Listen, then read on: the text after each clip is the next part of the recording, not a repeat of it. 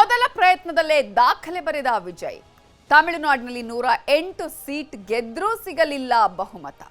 TVK ಮುಂದಿನ ಹಾದಿ ಏನು? ಯಾರನ್ನ ಸೆಳೆದು ಸರ್ಕಾರ ರಚಿಸುತ್ತಾರೆ ಇಳೆಯ ದಳಪತಿ? ಡಿಎಂಕೆ ಶಾಸಕರಿಗೆ ಗಾಳಾನ, ಕಾಂಗ್ರೆಸ್ ಕೈ ಹಿಡಿದು ಸರ್ಕಾರನ? ವಿಜಯ್ಗೆ ಎನ್ಡಿಎನಿಂದಲೂ ಆಫರ್ ಬಂದಿದ್ಯಾ?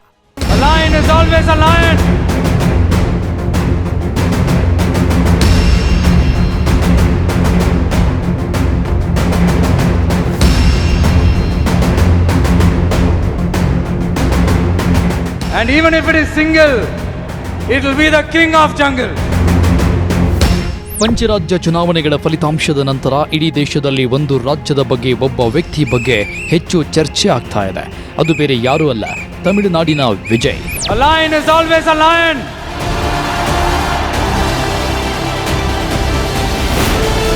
There are so many jackals and other animals in the forest, but there will be only one lion. And even if it is single, it will be the king of jungle. My dear uncle, கேக்குதா? மக்களோட சத்தம் கேக்குதா? TVK will take it, TVK will meet it, TVK will compete with it, and TVK will conquer it. TVK will conquer it.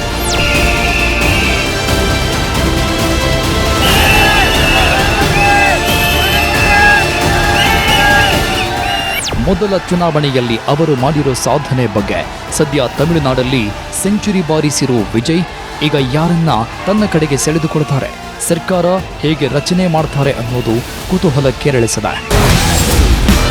Vijay ಪಟ್ಟಕ್ಕೇರಲು ಬೇಕು 10 seat. ಟಿವಿಕೆಗೆ ಯಾರು ಮಾಡ್ತಾರೆ support?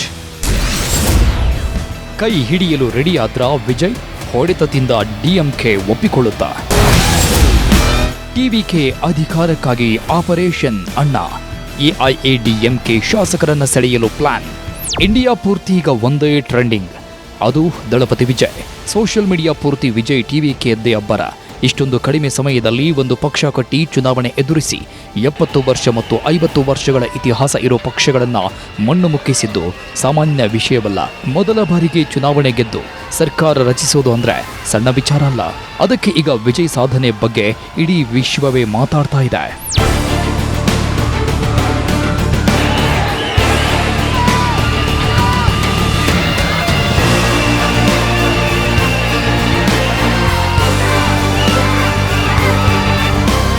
Vijay ಸಾಧನೆ ಬಗ್ಗೆ ಒಂದು ಕಡೆ ಚರ್ಚೆ ಆಗ್ತಾ ಇದ್ರೆ, ಮತ್ತೊಂದು ಕಡೆ ಬಹುಮತ ಪಡೆಯದ ವಿಜಯ್ ಸರ್ಕಾರ ಹೇಗೆ ರಚನೆ ಮಾಡ್ತಾರೆ ಅನ್ನೋದು ಚರ್ಚೆ ಆಗ್ತಾ ಇದೆ.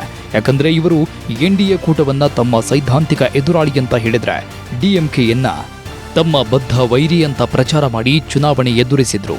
ಒಂದು ಕಡೆ ಡಿಎಂಕೆ ಕೂಟ, ಮತ್ತೊಂದು ಕಡೆ ಎನ್ಡಿಎ ಕೂಟ. ಇವೆರಡೂ ಬಿಟ್ಟರೆ ಬೇರೆ ಯಾರೂ ಸಹ ಈ ಬಾರಿ ಸ್ವತಂತ್ರವಾಗಿ ಸ್ಪರ್ಧೆ ಮಾಡಿ ಗೆದ್ದಿಲ್ಲ. ಹಾಗಾಗಿ ವಿಜಯ್ ಯಾರ ಬೆಂಬಲ ಪಡೆದು ಸರ್ಕಾರ ರಚಿಸುತ್ತಾರೆ ಅನ್ನೋದು ಈಗ ಕುತೂಹಲ ಕೆರಳಿಸಿದೆ.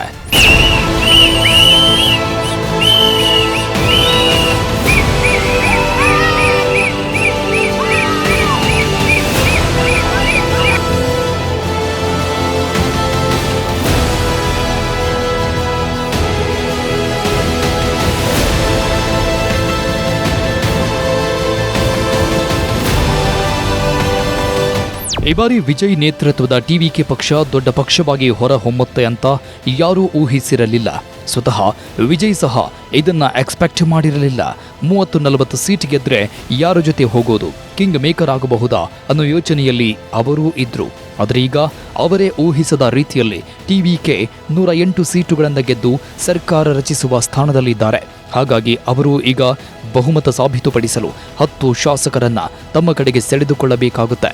ಹಾಗಾಗಿ ಅವರು ಯಾರನ್ನ ಜೊತೆಗೆ ಸೇರಿಸಿಕೊಳ್ತಾರೆ, ಹೇಗೆ ಸರ್ಕಾರ ರಚನೆ ಮಾಡ್ತಾರೆ ಅಂತ ದೇಶದ ಜನರು ಕುತೂಹಲದಿಂದ ನೋಡ್ತಾ ಇದ್ದಾರೆ.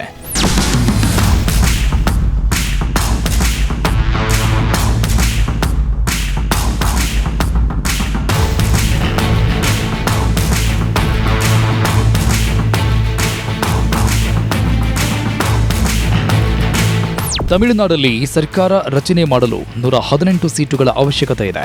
ಆದರೆ ಇಲ್ಲಿ ಈಗ ಯಾವ ಪಕ್ಷಕ್ಕೂ ಸ್ಪಷ್ಟ ಬಹುಮತ ಸಿಕ್ಕಿಲ್ಲ. ವಿಜಯ್ ಪಕ್ಷ ಮಾತ್ರ ದೊಡ್ಡ ಪಕ್ಷವಾಗಿ ಹೊರಹೊಮ್ಮಿದೆ.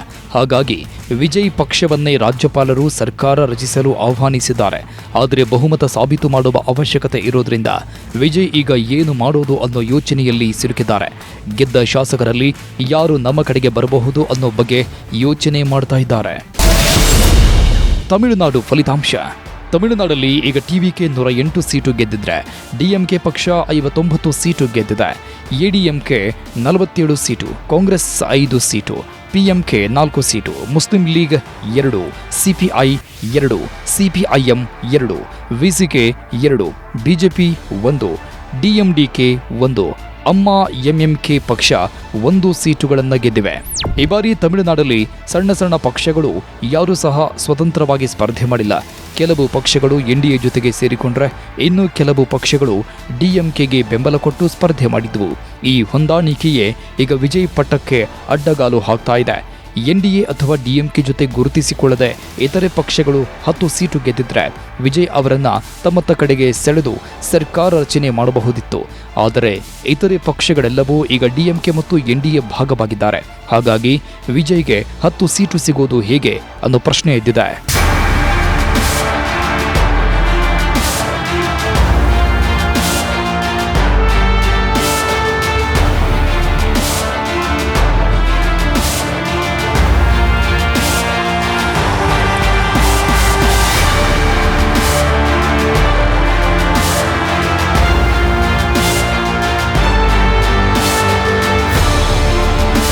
ಒಂದು ವೇಳೆ ವಿಜಯ್ಗೆ ಯಾರೂ ಬೆಂಬಲ ಕೊಡದೇ ಇದ್ರೆ, ವಿಜಯ್ ಬಹುಮತ ಸಾಬೀತು ಮಾಡಲು ಆಗದೇ ಇದ್ರೆ ಅನ್ನೋ ಪ್ರಶ್ನೆಗಳಿವೆ.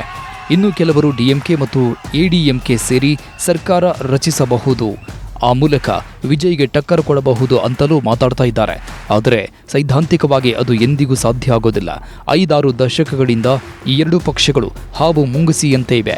2 ಪಕ್ಷಗಳ ಕಾರ್ಯಕರ್ತರು ತಮ್ಮ ಪಕ್ಷಗಳಿಗಾಗಿ ರಕ್ತ ಹರಿಸಿದ್ದಾರೆ. ಅಲ್ಲದೆ ಡಿಎಂಕೆ ಬಿಜೆಪಿ ವಿರುದ್ಧವೇ ರಾಜಕೀಯ ಮಾಡಿಕೊಂಡು ಬಂದಿದೆ. ಈಗ ಅಧಿಕಾರಕ್ಕಾಗಿ ಅವರ ಜೊತೆ ಕೈ ಜೋಡಿಸಿದರೆ ಜನರು ಎಂದಿಗೂ ಕ್ಷಮಿಸಲಾರರು.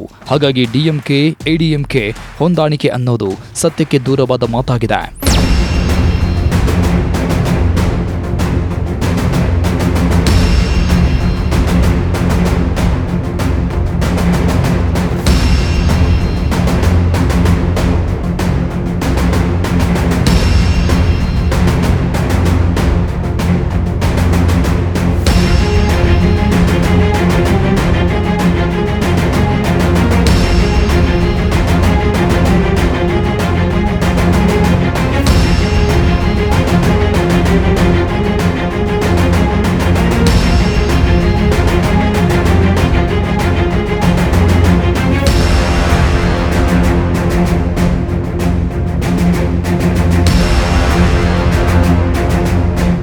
ಸದ್ಯ ಟಿವಿಕೆ ಪಕ್ಷದ ವಿಜಯ್ಗೆ ಮಾತ್ರ ಸರ್ಕಾರ ರಚನೆ ಮಾಡುವ ಅವಕಾಶ ಇದೆ. ಆದರೆ ಅವರು ಈಗ ಯಾರನ್ನ ಜೊತೆಗೆ ಸೇರಿಸಿಕೊಳ್ತಾರೆ ಅನ್ನೋದೇ ದೊಡ್ಡ ಪ್ರಶ್ನೆ ಆಗಿದೆ. ಯಾಕಂದ್ರೆ ವಿಜಯ್ ದ್ರಾವಿಡ ರಾಜಕಾರಣ ಮಾಡಿದ್ದಾರೆ. ತಮಿಳು ನೆಲದ ಅಸ್ಮಿತೆಯನ್ನ ಕಾಪಾಡ್ತೀನಿ ಅಂತ ಮಾತು ಕೊಟ್ಟಿದ್ದಾರೆ. ಅದರ ಜೊತೆಗೆ ಡಿಎಂಕೆ ಪಕ್ಷ ಜನರಿಗೆ ಮೋಸ ಮಾಡಿದೆ. ಅವರೇ ನಮ್ಮ ಶತ್ರುಗಳು ಅಂತ ಹೇಳಿದೆ. ಹಾಗಾಗಿ 2 ಪಕ್ಷಗಳನ್ನ ಬಿಟ್ಟು ವಿಜಯ್ ಯಾರ ಜೊತೆ ಹೋಗಬಹುದು ಅಂತ ಜನರು ತಲೆಕೆಡಿಸಿಕೊಳ್ತಾ ಇದ್ದಾರೆ.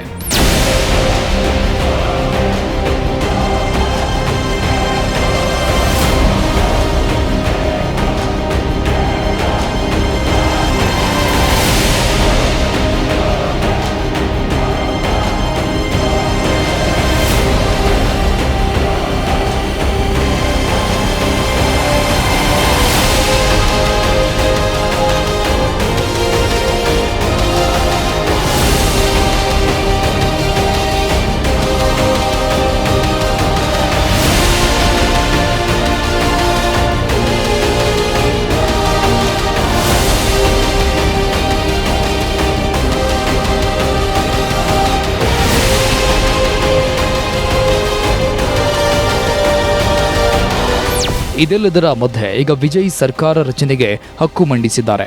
ಗವರ್ನರ್ಗೆ ವಿಜಯ್ ನೇತೃತ್ವದ ಟಿವಿಕೆ ಪತ್ರ ಬರೆದಿದ್ದು 108 ಸ್ಥಾನ ಗೆದ್ದು ಟಿವಿಕೆ ದೊಡ್ಡ ಪಕ್ಷವಾಗಿದೆ. ಸರ್ಕಾರ ರಚನೆಗೆ ಇನ್ನೂ 10 ಶಾಸಕರ ಅಗತ್ಯವೇ, ನಮಗೆ ಬೇರೆ ಪಕ್ಷಗಳು ಬೆಂಬಲ ಕೊಡಲಿವೆ ಅಂತ ಪ್ರಸ್ತಾವನೆ ಮಾಡಿವೆ. ಸದ್ಯ ಶಾಸಕರ ಜೊತೆ ಟಿವಿಕೆ ಅಧ್ಯಕ್ಷ ವಿಜಯ್ ಸಭೆ ಮಾಡಿದ್ದು ಯಾರ ಬೆಂಬಲ ಪಡೆಯಬೇಕು ಅಂತ ಚರ್ಚೆ ಮಾಡಿದ್ದಾರೆ. 2 ವಾರಗಳಲ್ಲಿ ವಿಜಯ್ ಪ್ರಮಾಣ ಸ್ವೀಕಾರ ಮಾಡುವ ಸಾಧ್ಯತೆ ಇದೆ.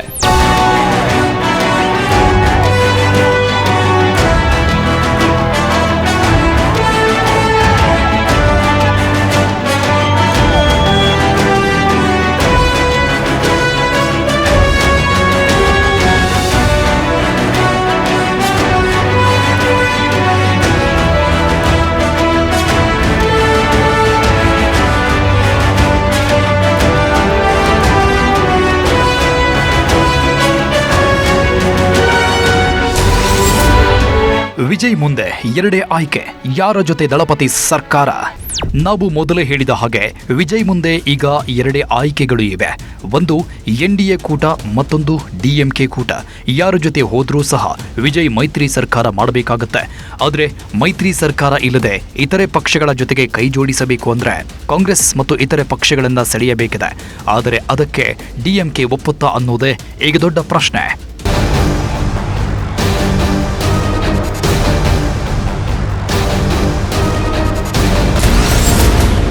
ವಿಜಯ್ ಆಯ್ಕೆ 1. ವಿಜಯ್ ಅವರ ಮೊದಲ ಆಯ್ಕೆ ಕಾಂಗ್ರೆಸ್ ಮತ್ತು ಲೆಫ್ಟ್ ಪಾರ್ಟಿಗಳ ಜೊತೆ ಸೇರಿ ಸರ್ಕಾರ ಮಾಡೋದು. ಇದರಲ್ಲಿ ಟಿವಿಕೆ 108, ಕಾಂಗ್ರೆಸ್ 5, ಇತರೆ ಪಕ್ಷಗಳು 11 ಸೀಟುಗಳಿವೆ. ಒಟ್ಟು 124 ಸೀಟು ಆಗಲಿದ್ದು ಸ್ಪಷ್ಟ ಬಹುಮತ ಸಿಗಲಿದೆ. ವಿಜಯ್ ಆಯ್ಕೆ 2. ವಿಜಯ್ ಮುಂದಿರೋ 2ನೇ ಆಯ್ಕೆ NDA ಕೂಟ. ಇಲ್ಲಿ ಟಿವಿಕೆ 108 ಸೀಟುಗಳ ಜೊತೆ ADMK 48 ಸೀಟು, ಇತರೆ ಪಕ್ಷಗಳ 6 ಸೀಟು ಇದ್ದು ಒಟ್ಟು 162 ಸೀಟುಗಳು ಆಗಲಿವೆ. ಟಿವಿಕೆ ಪಕ್ಷಕ್ಕೆ ಈಗ ಕೇವಲ 10 ಸೀಟುಗಳು ಸಾಕು. ಹಾಗಾಗಿ ಅವರು AIDMK ಬದಲಿಗೆ DMK ಕೂಟದಲ್ಲಿರೋ ಇತರೆ ಪಕ್ಷಗಳ ಕಡೆಗೆ ಒಲವು ತೋರಿಸ್ತಾ ಇದೆಯಂತೆ.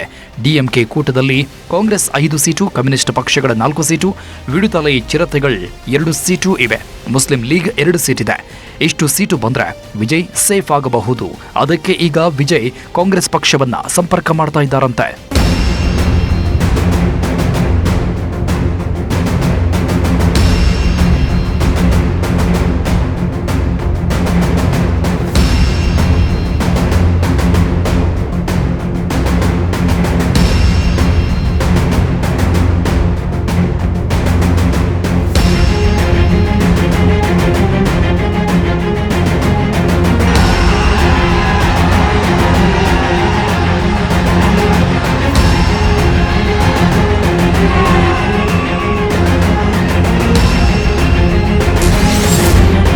ಯಾರ ಜೊತೆ ವಿಜಯ್? ವಿಜಯ್ಗೆ ಬಿಜೆಪಿ ಜೊತೆ ಸೈದ್ಧಾಂತಿಕ ವಿರೋಧ ಇದೆ. NDA ಜೊತೆ ಸೇರಿ ಸರ್ಕಾರ ಮಾಡಿದ್ರೆ ತಮಿಳಿಗರು ವಿರೋಧ ಮಾಡಬಹುದು. ADMK ಹೆಚ್ಚು ಸೀಟು ಕೊಡೋದ್ರಿಂದ ಅವರ ಜೊತೆ ಅಧಿಕಾರ ಹಂಚಿಕೆ ಮಾಡಬೇಕಾದ ಅನಿವಾರ್ಯತೆ ಇರುತ್ತೆ. ಅಷ್ಟೇ ಅಲ್ಲದೆ ಬಿಜೆಪಿ ಜೊತೆ ಹೋದ್ರೆ DMK ಸ್ಟಾಲಿನ್ ಅವರಿಂದ ತೀವ್ರ ಟೀಕೆ ಎದುರಿಸಬೇಕಾಗತ್ತೆ. ಮುಂದಿನ ಚುನಾವಣೆಗಳಲ್ಲೂ TVKಗೆ ಹೊಡೆತ ಬೀಳುವ ಸಾಧ್ಯತೆ ಇದೆ. ವಿಜಯ್ ಬಿಜೆಪಿ ಮತ್ತು NDA ಕೂಟದಲ್ಲಿ ಇರೋರನ್ನ ತಮ್ಮ ಸೈದ್ಧಾಂತಿಕ ವಿರೋಧಿಗಳು ಅಂತ ಹೇಳಿದ್ರು. ಆದ್ದರಿಂದಲೇ ಜನರು ವಿಜಯ್ ಕಡೆಗೆ ವಾಲಿದ್ರು. ಈಗ ಅಂಥವರ ಜೊತೆ ಕೈ ಜೋಡಿಸೋದನ್ನ ತಮಿಳಿಗರು ಸಹಿಸೋದಿಲ್ಲ. ದಶಕಗಳಿಂದಲೂ ತಮಿಳುನಾಡಲ್ಲಿ ಬಿಜೆಪಿಯನ್ನ ದೂರ ಇಟ್ಟಿದ್ದಾರೆ. ಧರ್ಮ ರಾಜಕೀಯಕ್ಕೆ ಅವಕಾಶ ಕೊಟ್ಟಿಲ್ಲ. ಬಿಜೆಪಿ ಜೊತೆ ಕೈ ಜೋಡಿಸಿದ ADMKಗೂ ಸೋಲಿನ ರುಚಿ ತೋರಿಸ್ತಾ ಇದ್ದಾರೆ. ಹಾಗಾಗಿ ವಿಜಯ್ NDA ಜೊತೆ ಸೇರುವ ಮುನ್ನ 10 ಬಾರಿ ಯೋಚಿಸುವ ಸಾಧ್ಯತೆ ಇದೆ. NDA ಬದಲಿಗೆ ಎಡಪಕ್ಷಗಳನ್ನ ಸೆಳೆಯುವ ಸಾಧ್ಯತೆ ಇದೆ.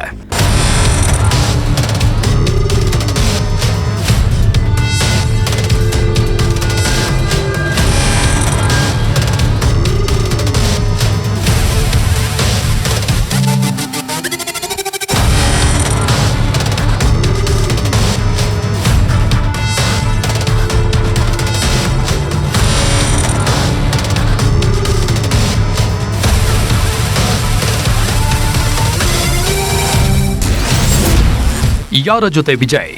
ಕಾಂಗ್ರೆಸ್ ಮೇಲೆ ವಿಜಯ್ಗೆ ಸಾಫ್ಟ್ ಕಾರ್ನ್ ಇದೆ.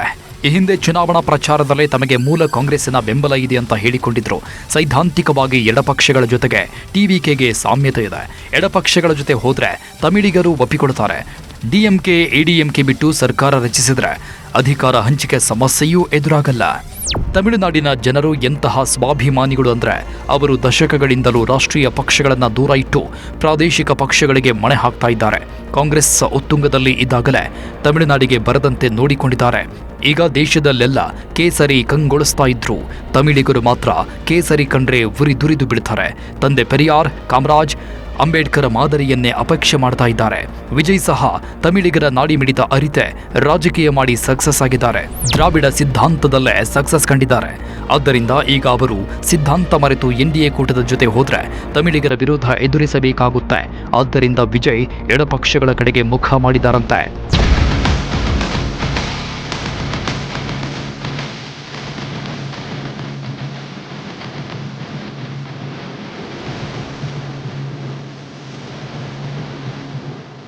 DMK ರೀತಿಯಲ್ಲೇ ದ್ರಾವಿಡ ಸಿದ್ಧಾಂತದ ಮೂಲಕ ವಿಜಯ್ ಗೆದ್ದಿದ್ದಾರೆ. ಆದರೆ ಆಡಳಿತ ಪಕ್ಷದಿಂದ ಅಧಿಕಾರ ಕಿತ್ತುಕೊಂಡಿದ್ದಾರೆ. ಹಾಗಾಗಿ DMK ಕೂಟದಲ್ಲಿರೋ ಪಕ್ಷಗಳನ್ನ ಅವರು ವಿಜಯ್ ಜೊತೆ ಕಳಿಸಲು ಒಪ್ಪಿಕೊಡ್ತಾರಾ ಅನ್ನೋ ಪ್ರಶ್ನೆ ಇದೆ. ಹಾಗಾಗಿ ವಿಜಯ್ ಈಗ ಎಡಪಕ್ಷಗಳ ಜೊತೆ ಹೋಗಬೇಕು ಅಂದುಕೊಂಡ್ರು ಅದಕ್ಕೆ DMK ಅಡ್ಡಗಾಲು ಹಾಕುವ ಸಾಧ್ಯತೆ ಇದೆ. ಕಮ್ಯುನಿಸ್ಟ್ ಪಕ್ಷಗಳು VCK ಈಗಾಗಲೇ DMK ಹೇಳಿದಂತೆ ಕೇಳ್ತೀವಿ ಎಂದಿರೋದ್ರಿಂದ ವಿಜಯ್ ಕಥೆ ಏನು ಅನ್ನುವಂತಾಗಿದೆ. இடதுசாரிகள் மற்றும் விடுதலை சிறுத்தைகள் நீண்ட காலமாக நாங்கள் மதசார்பற்ற அரசியல் களத்தில் இணைந்தே பயணித்து வருகிறோம். எதிர்காலத்திலும் முக்கியமான அரசியல் முடிவுகளை இணைந்தே எடுப்போம். இது குறித்து இப்போது நீங்கள் எழுப்பிய கேள்வி குறித்து நாங்கள் இதுவரை எதுவும் சிந்திக்கவில்லை, முடிவெடுக்கவில்லை. ಎಡಪಕ್ಷಗಳು ವಿಜಯ್ ಜೊತೆಗೆ ಹೋಗಬೇಕಾ ಅಥವಾ ಸ್ಟಾಲಿನ್ ಜೊತೆಗೆ ನಿಲ್ಲಬೇಕಾ ಅನ್ನೋ ಸಂದಿಗ್ಧತೆಯಲ್ಲಿ ಸಿಲುಕಿವೆ. ಇಷ್ಟು ದಿನ DMK ಜೊತೆಗೆ ಗುರುತಿಸಿಕೊಂಡು ಎಲ್ಲ ನಿರ್ಧಾರಗಳನ್ನು ಒಟ್ಟಿಗೆ ತೆಗೆದುಕೊಂಡಿದ್ದರಿಂದ ಈಗ ಅವರನ್ನ ಬಿಟ್ಟು ಏನೂ ನಿರ್ಧಾರ ಮಾಡುವಂತೆ ಇಲ್ಲ. ಹಾಗಾಗಿ ನಾವು ಎಲ್ಲರೂ ಸೇರಿಯೇ ನಿರ್ಧಾರ ಕೈಗೊಳ್ಳಲಿದ್ದೇವೆ ಅಂತ ಎಡಪಕ್ಷಗಳು ಹೇಳಿವೆ. ಒಂದು ವೇಳೆ DMK ಎಡಪಕ್ಷಗಳನ್ನ TVKಗೆ ಬೆಂಬಲ ಕೊಡಬೇಡಿ ಅಂತ ತಡೆದ್ರೆ ವಿಜಯ್ಗೆ ದೊಡ್ಡ ಸಂಕಷ್ಟ ಎದುರಾಗಲಿದೆ. ಶಾಸಕರನ್ನ ಸೆಳೆಯಬೇಕು ಅಥವಾ NDA ಜೊತೆಗೆ ಹೋಗಬೇಕು ಎಂಬಂತಾಗುತ್ತೆ. ಆದರೆ ಆ ಎರಡನ್ನೂ ಮಾಡದೆ ಸರ್ಕಾರ ರಚನೆ ಮಾಡಲು ವಿಜಯ್ ಟೀಮ್ ಒಂದು ಮಾಸ್ಟರ್ ಪ್ಲಾನ್ ಮಾಡಿದೆಯಂತೆ.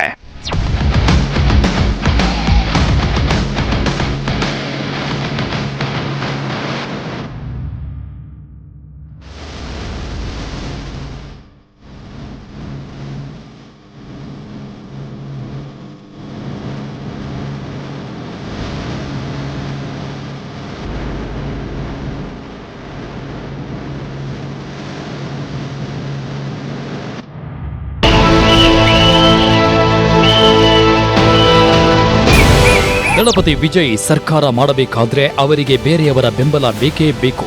ಆ ಬೆಂಬಲ ಹೇಗೆ ಸಿಗುತ್ತೆ ಅನ್ನೋದೇ ಈಗ ಯಕ್ಷ ಪ್ರಶ್ನೆಯಾಗಿದೆ. ಶಾಸಕರು ಅವರಾಗಿ ಅವರೇ TVK ಕಡೆಗೆ ಬಂದ್ರೆ ವಿಜಯ್ಗೆ ಸರ್ಕಾರ ರಚನೆ ಮಾಡೋದು ಸುಲಭ. ಅದೇ ಭರವಸೆಯಲ್ಲಿ ಈಗ ವಿಜಯ್ ಸರ್ಕಾರ ರಚನೆಗೆ ಹಕ್ಕು ಮಂಡಿಸಿದ್ದು ಶಾಸಕರ ಬೆಂಬಲಕ್ಕಾಗಿ ಕಾಯ್ತಾ ಇದ್ದಾರೆ. ಕಾಂಗ್ರೆಸ್ ಕಡೆ ವಿಜಯ್ ಒಲವು ಕೈ ನಾಯಕರು ಹೇಳ್ತಾ ಇರೋದೇನು? DMK ADMKಗೆ ಮತ್ತೊಂದು ಶಾಕ್ ಕೊಡ್ತಾರಾ ಇಳೆಯ ದಳಪತಿ? TVKಯಲ್ಲಿ ಆ ನಾಲ್ವರ ಮೇಲೆ ಭಾರ ಹೇಗಿರಲಿದೆ ವಿಜಯ್ ರಾಜ್ಯ ಭಾರ? ತಮಿಳುನಾಡಲ್ಲಿ ಮ್ಯಾಜಿಕ್ ನಂಬರ್ 118. ಅದರ ಪ್ರಕಾರ ಇನ್ನೂ 10 ಸೀಟು ಇದ್ರೆ ವಿಜಯ್ ಸರ್ಕಾರ ರಚನೆ ಮಾಡಬಹುದು. ಆದರೆ TVK ಸರ್ಕಾರ ಗಟ್ಟಿಯಾಗಿ ನಿಂತುಕೊಳ್ಳಬೇಕು ಅಂದ್ರೆ 120 ಸೀಟುಗಳಾದರೂ ಬೇಕಾಗುತ್ತೆ.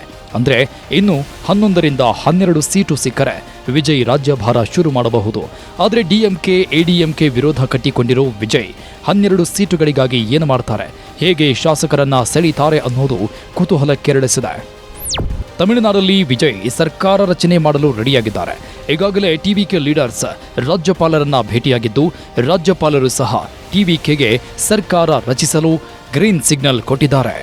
ಮತ್ತೊಂದು ಕಡೆ ಗೆದ್ದ ಶಾಸಕರ ಜೊತೆ ಸಭೆ ನಡೆಸಿದ ವಿಜಯ್ ಯಾರ ಜೊತೆಗೆ ಹೋಗಬಹುದು, ಯಾರನ್ನ ಕರೆದುಕೊಂಡು ಸರ್ಕಾರ ಮಾಡಿದ್ರೆ ಉತ್ತಮ ಅನ್ನೋ ಬಗ್ಗೆಯೂ ಚರ್ಚೆ ಮಾಡಿದ್ದಾರೆ. ಪಣಿಯೂರಿನ TVK ಪಕ್ಷದ ಕಚೇರಿಯಲ್ಲಿ ಸಭೆ ನಡೆದಿದ್ದು ಈ ಸಭೆಯಲ್ಲೇ ವಿಜಯ್ ಅವರನ್ನ ಶಾಸಕಾಂಗ ಪಕ್ಷದ ನಾಯಕರನ್ನಾಗಿ ಆಯ್ಕೆ ಮಾಡಲಾಗಿದೆ. ಅಂದ್ರೆ ವಿಜಯ್ CM ಆಗುವುದಕ್ಕೆ ಎಲ್ಲ ಶಾಸಕರು ಸೈ ಎಂದಿದ್ದಾರೆ. ಹಾಗಾಗಿ ಶಾಸಕರ ಬಲವನ್ನ ಹೊಂದಿಸೋ ಜವಾಬ್ದಾರಿಯೂ ವಿಜಯ್ ಮೇಲೆ ಬಿದ್ದಿದೆ. ವಿಜಯ್ TVK ಪಕ್ಷ ಕಾಂಗ್ರೆಸ್ ಸೇರಿದಂತೆ ಎಡಪಕ್ಷಗಳ ಬೆಂಬಲ ಪಡೆಯಲು ಸಿದ್ಧವಾಗಿದೆ ಅಂತ ಹೇಳಲಾಗ್ತಾ ಇದೆ. ಕಾಂಗ್ರೆಸ್ ಮತ್ತು ಎಡಪಕ್ಷಗಳು ಸ್ಟಾಲಿನ್ ಅವರ DMK ಪಕ್ಷದ ಜೊತೆಗೆ ಇದ್ದು ಅವರನ್ನ ಬೆಂಬಲ ಕೇಳಲು ವಿಜಯ್ ಮುಂದಾಗಿದ್ದಾರೆ. ಕಾಂಗ್ರೆಸ್ ಸಹ ವಿಜಯ್ ಜೊತೆಗೆ ಹೋಗಲು ಆಸಕ್ತಿ ತೋರಿಸಿದ್ದಂತೆ. ಆದರೆ ತಮ್ಮ ಬಹುಕಾಲದ ಒಡನಾಡಿ ಡಿಎಂಕೆಯನ್ನ ಒಪ್ಪಿಸಿ ವಿಜಯ್ಗೆ ಬೆಂಬಲ ಕೊಡಲು ತೀರ್ಮಾನಿಸಿದ್ದಾರೆ. ಅದಕ್ಕೆ ನಾವು ಬೆಂಬಲ ಕೊಡೋ ಬಗ್ಗೆ ചർച്ച ಮಾಡಬೇಕಿದೆ ಅಂತ ಹೇಳಿದ್ದಾರೆ. പാർട്ടി എന്ത് ചെയ്യണമെന്നുള്ള നിലപാടുകൾ വരും ദിവസങ്ങളിൽ തീരുമാനിക്കും, ഇന്നും നാളെയൊക്കെ ആയിട്ട്. പാർട്ടിയുടെ മുന്നിൽ എന്താണ് വഴി എന്നുള്ള കാര്യം തീരുമാനിക്കും. ഞങ്ങൾക്കൊരു മുന്നണിയിലാണ് മത്സരിച്ചത്. പക്ഷേ പുതിയ സാഹചര്യത്തിൽ എന്ത് തീരുമാനിക്കണമെന്നുള്ളത് ಆಲೋಚಿಸಿ ತೀರ್ಮಾನಿಸಿದೆ. ವಿಜಯ್ ಗೆಲ್ತಾ ಇದ್ದಂತೆ ರಾಹುಲ್ ಗಾಂಧಿ ಫೋನ್ ಮಾಡಿ ಅಭಿನಂದಿಸಿದ್ದಾರೆ. ಕೆಸಿ ವೇಣುಗೋಪಾಲ್ ಸಹ ಟಿವಿಕೆ ಜೊತೆ ಹೋಗಲ್ಲ ಅಂತ ಹೇಳಿಲ್ಲ. ಈ ಎಲ್ಲ ಕಾರಣಗಳಿಂದ ಕಾಂಗ್ರೆಸ್ ವಿಜಯ್ಗೆ ಜೈ ಎನ್ನಬಹುದು ಅಂತ ಹೇಳಲಾಗ್ತಾ ಇದೆ. ಅಷ್ಟೇ ಅಲ್ಲದೆ ಈ ಹಿಂದೆ ವಿಜಯ್ ಕಾಲ್ತುಳಿತ ಸಂಕಷ್ಟಕ್ಕೆ ಸಿಲುಕಿದ್ದಾಗ ಸಿಬಿಐ ತನಿಖೆ ಎದುರಿಸುವಾಗ ರಾಹುಲ್ ವಿಜಯ್ರನ್ನ ಬೆಂಬಲಿಸಿದ್ರು. ವಿಜಯ್ ಸಹ ರಾಹುಲ್ ಬಗ್ಗೆ ಎಲ್ಲೂ ಟೀಕೆ ಮಾಡಿರಲಿಲ್ಲ. ಇನ್ನು ವಿಜಯ್ ತಂದೆ ಚಂದ್ರಶೇಖರ್ ಸಹ ಕಾಂಗ್ರೆಸ್ ನಮಗೆ ಬೆಂಬಲ ಕೊಡಲಿ ಅಂತ ಹೇಳಿದ್ರು. ಈ ಎಲ್ಲ ಕಾರಣಗಳಿಂದ ಟಿವಿಕೆಗೆ ಕಾಂಗ್ರೆಸ್ ಬೆಂಬಲ ಸಿಗಬಹುದು ಅಂತ ಹೇಳಲಾಗ್ತಾ ಇದೆ. ಆದರೆ ಕಾಂಗ್ರೆಸ್ ಒಂದೇ ಬೆಂಬಲ ಕೊಟ್ಟರೆ ಸಾಕಾಗುವುದಿಲ್ಲ. ಕಮ್ಯುನಿಸ್ಟ್ ಪಕ್ಷಗಳು, ಸಿವಿಕೆ, ಮುಸ್ಲಿಂ ಲೀಗ್ ಎಲ್ಲರ ಬೆಂಬಲದಿಂದ ಮಾತ್ರ ವಿಜಯ್ ಸರ್ಕಾರ ರಚನೆ ಸಾಧ್ಯವಾಗಲಿದೆ. ಇನ್ನೊಂದು ಲೆಕ್ಕಾಚಾರದ ಪ್ರಕಾರ ವಿಜಯ್ ಟಿವಿಕೆ ಪಕ್ಷದಲ್ಲಿ ಎಡಿಎಂಕೆಯಿಂದ ಬಂದಿರೋ ದೊಡ್ಡ ದೊಡ್ಡ ನಾಯಕರೇ ಇದ್ದಾರೆ. ಸೆಂಗೊಟ್ಟಿಯನ್ರಂತಹ ನಾಯಕರು ಎಡಿಎಂಕೆಯಿಂದ ಶಾಸಕರನ್ನ ಆಪರೇಷನ್ ಮಾಡಬಹುದು ಅಂತ ಹೇಳಲಾಗ್ತಾ ಇದೆ. ಸೆಂಗೊಟ್ಟಿಯನ್ಗೆ ಎಡಿಎಂಕೆಯಲ್ಲಿ ಹಳೆಯ ಸ್ನೇಹಿತರು ಇದ್ದಾರೆ. ಈ ಹಿಂದೆ ಎಡಿಎಂಕೆ ಅಧ್ಯಕ್ಷರಾಗಿದ್ದ ಅವರು ಆಪರೇಷನ್ ಮಾಡಿದ್ರೆ 10 ಶಾಸಕರಾದ್ರೂ ಅವರ ಜೊತೆ ಬರಬಹುದು ಅನ್ನೋ ಲೆಕ್ಕಾಚಾರ ಇದೆ. ಹಾಗೇನಾದ್ರೂ ಆದ್ರೆ ವಿಜಯ್ ಹಾದಿ ಮತ್ತಷ್ಟು ಸುಲಭವಾಗಲಿದೆ. ಎಡಿಎಂಕೆಯಲ್ಲಿದ್ದ ಓ ಪನ್ನೀರ್ ಸೆಲ್ವಂ ಇತ್ತೀಚೆಗೆ ಡಿಎಂಕೆಗೆ ಹೋಗಿದ್ರು. ಅವರು ಈಗ ಭವಿಷ್ಯದ ದೃಷ್ಟಿಯಿಂದ ವಿಜಯ್ ಪಕ್ಷಕ್ಕೆ ಬಂದ್ರೆ ಅವರು ತಮ್ಮೊಂದಿಗೆ ಒಂದಷ್ಟು ಶಾಸಕರನ್ನ ಕರೆತಂದು ವಿಜಯ್ ಸರ್ಕಾರದ ಭಾಗವಾಗಬಹುದು. ಆ ನಿಟ್ಟಿನಲ್ಲೂ ಚರ್ಚೆಗಳು ನಡೀತಾವಿಯಂತೆ. ಇನ್ನು ಗೆದ್ದ ಶಾಸಕರಿಗೆ ಸಹಜವಾಗಿ ಸಚಿವ ಸ್ಥಾನದ ಆಸೆ ಇರುತ್ತೆ. ಹಾಗೆ ಆಸೆ ಇರೋರು ತಮ್ಮ ಪಕ್ಷಗಳಿಗೆ ಟಾಟಾ ಬಾಯ್ ಬಾಯ್ ಹೇಳಿ ಸರ್ಕಾರ ರಚನೆಗೆ ಸಾಥ್ ಕೊಡಬಹುದು. ಆ ರೀತಿ ಆದರೂ ಸಹ ವಿಜಯ್ ಸಿಎಂ ಕನಸಿಗೆ ಸಹಾಯವಾಗಲಿದೆ. ಈ ಎಲ್ಲ ಲೆಕ್ಕಾಚಾರ ಮಾಡಿಯೇ ಈಗ ವಿಜಯ್ ಟೀಮ್ 100% ಸರ್ಕಾರ ರಚನೆ ಮಾಡುವ ಭರವಸೆಯಲ್ಲಿದ್ದು ಮುಂದಿನ ವಾರವೇ ಹೊಸ ಸರ್ಕಾರ ರಚನೆ ಆಗಬಹುದು ಅಂತ ಹೇಳಲಾಗ್ತಾ ಇದೆ. ಅನುಭವಿಗಳಿಗೆ ಆದ್ಯತೆ ಕೊಡ್ತಾರಾ ಇಳೆಯ ದಳಪತಿ? ವಿಜಯ್ ಚುನಾವಣೆಗೆ ನಿಂತಾಗ ಅವರಿಗೆ ಏನು ಅನುಭವ ಇದೆ ಅಂತ ಎಲ್ಲರೂ ಪ್ರಶ್ನೆ ಮಾಡಿದ್ರು. ಆದರೆ ಚುನಾವಣೆ ಗೆಲ್ಲಲು ಅನುಭವ ಬೇಡ, ಅಭಿಮಾನ ಇದ್ರೆ ಸಾಕು ಅನ್ನೋದನ್ನ ವಿಜಯ್ ತೋರಿಸಿದ್ದಾರೆ. ಆದರೆ ಆಡಳಿತ ಮಾಡುವುದು ಆಗಲ್ಲ. ಆಡಳಿತ ಮಾಡೋದಕ್ಕೆ ಖಂಡಿತ ಅನುಭವ ಬೇಕಾಗುತ್ತೆ. ಅದಕ್ಕೆ ತಮ್ಮ ಪಕ್ಷದಲ್ಲಿರೋ ಸೀನಿಯರ್ ಲೀಡರ್ಸ್ಗೆ ಮಣೆ ಹಾಕಲು ಮುಂದಾಗಿರೋ ವಿಜಯ್ ಎಡಿಎಂಕೆ ಪಕ್ಷದಲ್ಲಿ ಅಧ್ಯಕ್ಷರಾಗಿದ್ದ ಸೆಂಗೊಟ್ಟಿಯನ್ಗೆ ಪ್ರಮುಖ ಜವಾಬ್ದಾರಿ ಕೊಡಲು ತೀರ್ಮಾನಿಸಿದ್ದಾರಂತೆ. ಇವರ ಜೊತೆಗೆ ಸಿಟಿಆರ್ ನಿರ್ಮಲ್ ಕುಮಾರ್ ಸಹ ವಿಜಯ್ ಬೆನ್ನಿಗೆ ನಿಂತಿದ್ದಾರೆ. ಇವರು ಬಿಜೆಪಿಯ ಐಟಿ ಮತ್ತು ಸೋಷಿಯಲ್ ಮೀಡಿಯಾ ವಿಂಗ್ ನೋಡಿಕೊಳ್ತಾ ಇದ್ರು. ನಂತರ 2014ರಲ್ಲಿ ಎಐಡಿಎಂಕೆಗೆ ಹೋದ ನಿರ್ಮಲ್ ಕುಮಾರ್ ಈಗ ವಿಜಯ್ ಟಿವಿಕೆ ಪಕ್ಷದಲ್ಲಿ ಭಾಗವಾಗಿದ್ದಾರೆ. ಅದೇ ರೀತಿ ನಂಜಿಲ್ ಸಂಪತ್ ಸಹ ವಿಜಯ್ ಆಡಳಿತಕ್ಕೆ ನೆರವಾಗಲಿದ್ದಾರೆ. ಇವರಿಗೆ 20 ವರ್ಷಗಳ ರಾಜಕೀಯ ಅನುಭವ ಇದ್ದು ಎಡಿಎಂಕೆ, ಡಿಎಂಕೆ, ಅಮ್ಮ ಎಂಎಂಕೆ ಪಕ್ಷಗಳಲ್ಲಿ ದುಡಿದ ಅನುಭವ ಇದೆ. ಹಾಗಾಗಿ ಅವರ ಅನುಭವವನ್ನು ವಿಜಯ್ ಬಳಸಿಕೊಳ್ಳುವ ಸಾಧ್ಯತೆ ಇದೆ. ಇವರೆಲ್ಲರ ಜೊತೆಗೆ ವಿಜಯ್ ಟಿವಿಕೆ ಅಧಿಕಾರಕ್ಕೆ ಬರಲು ಕಾರಣವಾದ ಮತ್ತೊಬ್ಬ ವ್ಯಕ್ತಿ ಆದವ್ ಅರ್ಜುನ್. ಇವರು IPS ಆಗಿದ್ದವರು. ರಾಜಕೀಯದ ಮೇಲಿನ ಆಸಕ್ತಿಗೆ ಡಿಎಂಕೆ ಜೊತೆ ಕೈ ಜೋಡಿಸಿದ್ರು. ರಾಜಕೀಯ ತಂತ್ರಗಾರಿಕೆಯ ಚಾಣಕ್ಯ ಪ್ರಶಾಂತ್ ಕಿಶೋರ್ ತಂಡದಲ್ಲೂ ಕೆಲಸ ಮಾಡಿದ್ರು. ಆದರೆ ಈಗ ವಿಜಯ್ ಜೊತೆ ಸೇರಿ ಪಕ್ಷವನ್ನ ಅಧಿಕಾರಕ್ಕೆ ತಂದಿದ್ದಾರೆ. ಈ 4 ಸಹಕಾರದಿಂದ ವಿಜಯ್ ತಮಿಳುನಾಡಲ್ಲಿ ಚಿಂತೆ ಇಲ್ಲದೆ ರಾಜ್ಯಭಾರ ಮಾಡಬಹುದು ಅಂತ ಹೇಳಲಾಗ್ತಾ ಇದೆ.